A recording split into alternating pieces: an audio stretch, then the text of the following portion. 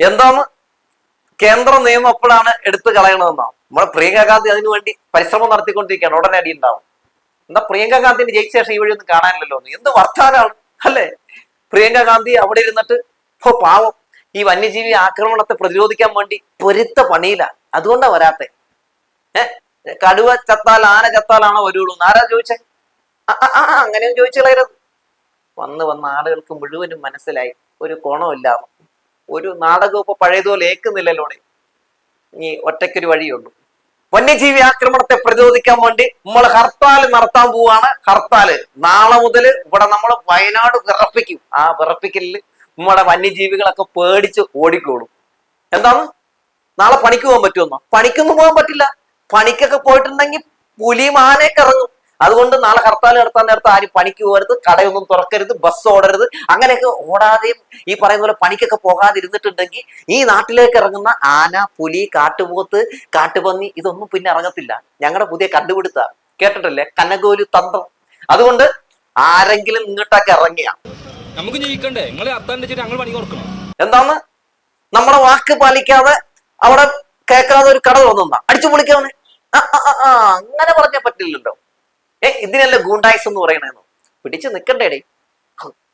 ഇതാണ് സത്യത്തിൽ ഇപ്പോൾ വയനാടിലെ കോൺഗ്രസ് നേതാക്കളുടെ അവസ്ഥ എന്ന് പറയുന്നത്. പ്രിയങ്ക ഗാന്ധി ജയിച്ചു കഴിഞ്ഞാൽ വയനാടിൽ അങ്ങ് ലൈവായിട്ട് ഉണ്ടാകും എന്നായിരുന്നല്ലോ തള്ളി മറിച്ചത്. ലൈവായിട്ട് ഉണ്ടായില്ല എന്ന് മാത്രമല്ല, ഒരു പ്രതിസന്ധി ഘട്ടത്തിലും ഇങ്ങനെ മഷിയിട്ട് നോക്കിയിട്ട് പോലും കാണാൻ കിട്ടുന്നില്ല. അപ്പൊ ഈ വന്യജീവി ആക്രമണവുമായി ബന്ധപ്പെട്ട് ഇവരവിടെ എന്തെങ്കിലും പണിയെടുക്കണ്ടോ എന്നറിയണ്ടേ? ഒരു പണി എടുക്കുന്നില്ല. കഴിഞ്ഞ ദിവസം മോദി സർക്കാരിന് ഒരു പുതിയ തീരുമാനം വന്നിട്ടുണ്ടായിരുന്നു. തീരുമാനം ഈ വന്യജീവി ആക്രമണവുമായിട്ട് ബന്ധപ്പെട്ട് എടുത്തിട്ടുണ്ട്. എന്താണെന്ന് ആർക്കെങ്കിലും അറിയാമോ? ചില മാധ്യമങ്ങൾ റിപ്പോർട്ട് ചെയ്തിട്ടുണ്ട്. ചില മാധ്യമങ്ങൾ ഉൾപേജിൽ അങ്ങ് പതുക്കെ അങ്ങ് ഒതുക്കി വെച്ചേക്കുകയാണ്. നമ്മുടെ UDF MP-മാരെയും പ്രതിപക്ഷത്തിനെയും ഒക്കെ രക്ഷിക്കാൻ വേണ്ടിയാണ്. ഞാൻ പലപ്പോഴും പറയാറില്ല, ഈ വിഷയമായിട്ട് ബന്ധപ്പെട്ട് നമ്മുടെ പാർലമെന്റിലാണെങ്കിലും അല്ലെങ്കിൽ ലോകസഭയിലാണെങ്കിലും ഒക്കെ ശബ്ദം ഉയർത്തുന്നത് ഇടതുപക്ഷ MP-മാരാണെന്ന്. അത് തെളിയിക്കുന്ന ഒരു പത്രക്കട്ടിങ് വന്നിട്ടുണ്ട്.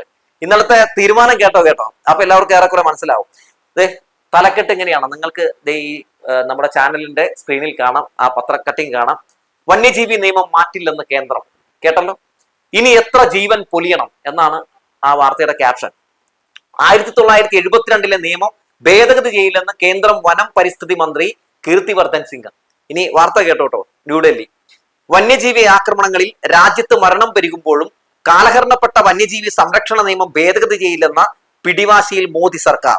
1972 നിയമം ഭേദഗതി ചെയ്യാൻ ഉദ്ദേശമില്ലെന്ന് കേന്ദ്രം വനം പരിസ്ഥിതി സഹമന്ത്രി കീർത്തിവർദ്ധൻ രാജ്യസഭയിൽ അറിയിച്ചു. നിയമം ഭേദഗതി ചെയ്യണമെന്ന ആവശ്യം കേരളത്തിൽ നിന്നുള്ള ഇടതുപക്ഷ MP-മാർ തുടർച്ചയായി പാർലമെന്റിൽ ആവശ്യപ്പെട്ടിട്ടും നിലപാട് മാറ്റത്തിന് കേന്ദ്രം തയ്യാറല്ല. കേട്ടല്ലോ, തുടർച്ചയായിട്ട് ഇടതുപക്ഷ MP-മാർ ഇങ്ങനെ ആവശ്യങ്ങൾ ഉന്നയിച്ചുകൊണ്ടിരിക്കുകയാണ് എന്ന് ഈ പത്ര കട്ടിങ്ങിലും എടുത്തു പറയുന്നു. ഇനി അടുത്തത് കേട്ടോളൂ. അതായത് ഇന്ദിരാഗാന്ധി സർക്കാർ കൊണ്ടുവന്നതും ഭേദഗതികളിലൂടെ വാജ്പേയി സർക്കാർ ശക്തിപ്പെടുത്തിയതുമായ വന്യജീവി സംരക്ഷണ നിയമം അടിസ്ഥാനപരമായി ജനങ്ങളുടെ അവകാശങ്ങളെ അവഗണിക്കുകയാണെന്ന് കഴിഞ്ഞ ദിവസം രാജ്യസഭയിലെ ശൂന്യവേളയിൽ വി ശിവദാസൻ പറഞ്ഞിരുന്നു. സംസ്ഥാനത്തിന്റെ നടപടികൾക്ക് കേന്ദ്ര നിയമം തടസ്സമാണ്. നാട്ടിൽ ഇറങ്ങുന്ന മൃഗങ്ങളെ നേരിടുന്നതിൽ കേന്ദ്ര സർക്കാർ നിർദ്ദേശിച്ച നടപടികൾ പരിഹാസ്യമാണെന്നും ശിവദാസൻ പറയുന്നു. അതായത് ഇവിടുന്ന് ജയിച്ചു പോയിട്ടുള്ള ഇടത് MP-മാരൊക്കെ അതിശക്തമായി തന്നെ അവിടെ ശബ്ദം ഉയർത്തുന്നുണ്ട്. കോൺഗ്രസിന്റെ MP-മാർക്ക് എന്തുകൊണ്ടാണ് ശബ്ദം ഉയർത്താൻ കഴിയാത്തത്?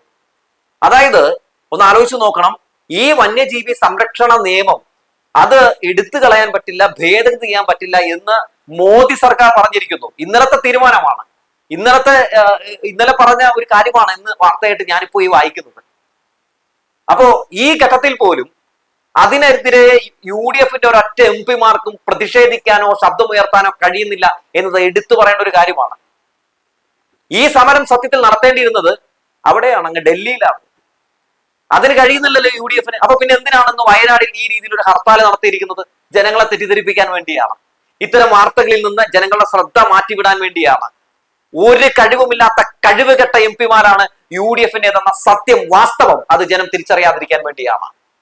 വന്യജീവി ആക്രമണവുമായി ബന്ധപ്പെട്ട് കേന്ദ്ര സർക്കാർ ഇത്തരത്തിൽ കേരളത്തിനോട് കൊടും ക്രൂരത ചെയ്യുമ്പോൾ പോലും ഒരു ഘട്ടത്തിൽ പോലും പ്രിയങ്ക ഗാന്ധി ഒന്നും അതിശക്തമായി ശബ്ദം ഉയർത്തി നമ്മൾ കേട്ടിട്ടില്ല, അല്ലെ? എവിടെയെങ്കിലും കേട്ടിട്ടുണ്ടോ? ഇല്ലല്ലോ. അങ്ങനെ സംസാരിക്കാൻ എത്ര അവസരങ്ങൾ ലഭിച്ചു. പക്ഷേ പ്രിയങ്ക ഗാന്ധി കമ എന്ന് പറയുന്ന ഒരു അക്ഷരം മിണ്ടുന്നില്ല. എന്തിന്?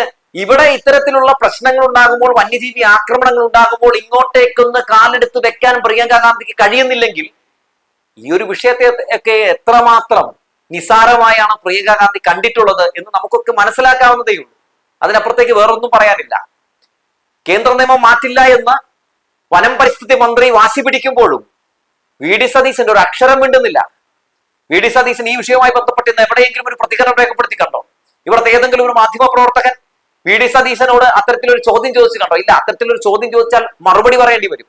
ഒരു പ്രതിസന്ധി ഘട്ടത്തിലേക്ക് വി ഡി സതീശൻ മാറും. അതുകൊണ്ട് അത്തരം ചോദ്യങ്ങളൊന്നും ഞങ്ങൾ ചോദിക്കില്ല ഹേ എന്ന മട്ടിലാണ് നമ്മുടെ ഇവിടുത്തെ മാധ്യമങ്ങൾ, മാപ്രകൾ. പക്ഷെ പറയാനുള്ളത് നമ്മൾ പറയുക തന്നെ ചെയ്യും. എന്തുകൊണ്ടാണ് കേന്ദ്രത്തിനെതിരെ, മോദി സർക്കാരിനെതിരെ ഒരക്ഷരം വി ഡി സതീശനും സംഘവും ഉണ്ടാക്കുന്നത്? ഇത്തരത്തിൽ മരണങ്ങൾ കഴിഞ്ഞ ഒരൊറ്റ ദിവസം സംഭവിച്ചത് 2 മരണമാണ്. അങ്ങനെ ഓരോ ദിവസവും ഇങ്ങനെ മരണങ്ങൾ കൂടിക്കൂടി വരുന്ന സാഹചര്യത്തിൽ, വന്യജീവി ആക്രമണങ്ങൾ വർദ്ധിച്ചു വരുന്ന സാഹചര്യത്തിൽ ഏറെ ഗൗരവത്തോടെ തന്നെ ആ വിഷയമെടുത്ത് കേന്ദ്ര സർക്കാരിന് മേൽ വലിയ പ്രതിരോധം സംസ്ഥാന സർക്കാർ തീർക്കുമ്പോഴും എന്തുകൊണ്ടാണ് സംസ്ഥാന സർക്കാരിനൊപ്പം, ജനങ്ങൾക്കൊപ്പം പ്രതിപക്ഷത്തിന് നിൽക്കാൻ കഴിയാതെ പോകുന്ന സാഹചര്യം ഉണ്ടാകുന്നത്? എന്തുകൊണ്ടാണ് ഈ വിഷയത്തെക്കുറിച്ച് ജോർജ് കുര്യനും സുരേഷ് ഗോപിക്കും ഒക്കെ സംസാരിക്കാൻ പറ്റാത്ത സാഹചര്യം ഉണ്ടാകുന്നത്?